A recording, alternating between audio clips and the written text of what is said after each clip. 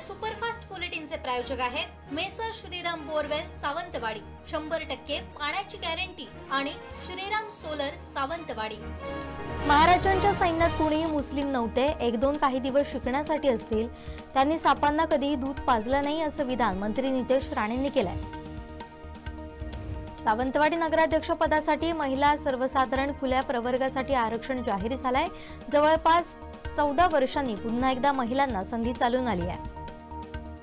कणकवली नगरपंचायतीचा आगामी नगराध्यक्ष हा नागरिकांचा मागास प्रवर्ग म्हणजेच ओबीसी प्रवर्गाचा असणार आहे। यातून 7वा नगराध्यक्ष निवडला जाणार आहे। मालवण नगर परिषद नगराध्यक्ष पदाचे आरक्षण ओबीसी महिलांसाठी आरक्षित झाल्यानं अनेकांचा हिरमोड झालाय। आता महिला ओबीसी पडल्यानं नवीन चेहरे समोर आले।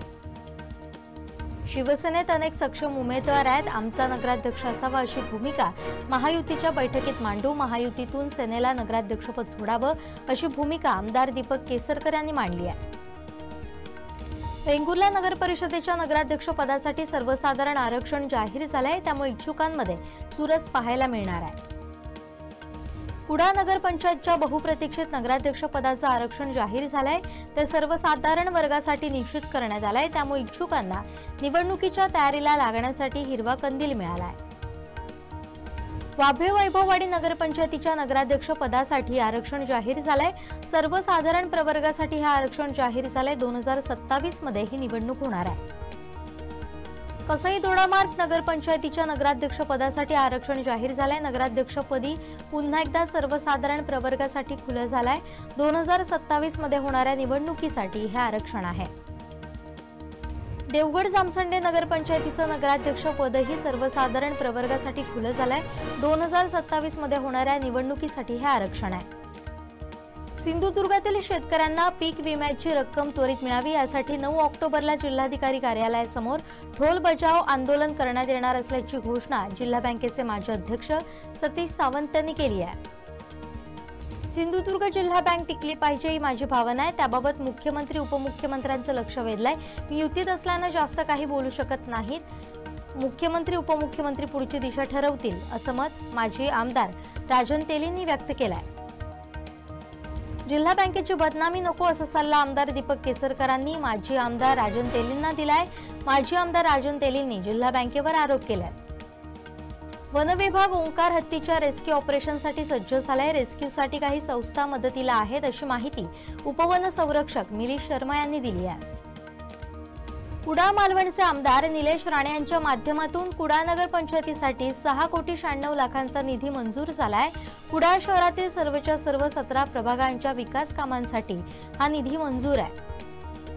शिवसेनेत प्रवेश केलेल्या राजन तेलींशी जुळून घेणार का असं पत्रकारांनी विचारलं असता आमदार दीपक केसरकरांनी द्वेष का करावा असं उत्तर दिलंय।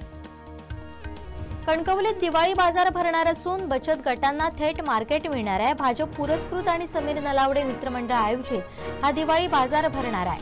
15 ते 19 ऑक्टोबर या कालावधीत याचं आयोजन करण्यात आलंय। देवगड निपाणी महामार्गावरील फोंडा तिठा ते घाट पायता या रस्त्यावर खड्डे पडून जीवघेणा बनलाय। या रस्त्यावरील खड्डे 15 दिवसात बुजवण्याचा इशारा फोंडा घाटातील ग्रामस्थांनी सार्वजनिक बांधकामला दिलाय। कार जाळपोळ प्रकरणातील कार्यकर्त्यांवरील पोलीस कारवाईच्या निषेधार्थ दोडामार्ग बाजारपेठ बंदची हाक देण्यात आली आहे। याला उत्स्फूर्त प्रतिसाद देत कडकडीत बंद पाळण्यात आला।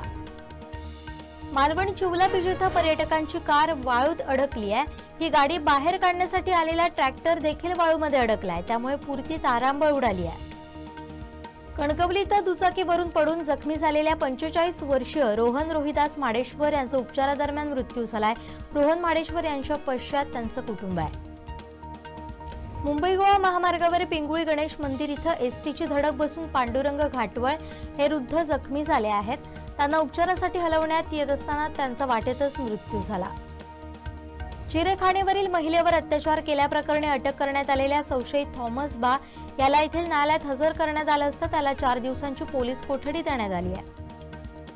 दोडामार्गहून बेडशीच्या दिशेने जाणारी कार अचानक समोरून येणाऱ्या एका मोटरसायकलला चुकवण्याच्या नादात थेट ओघळात गेली।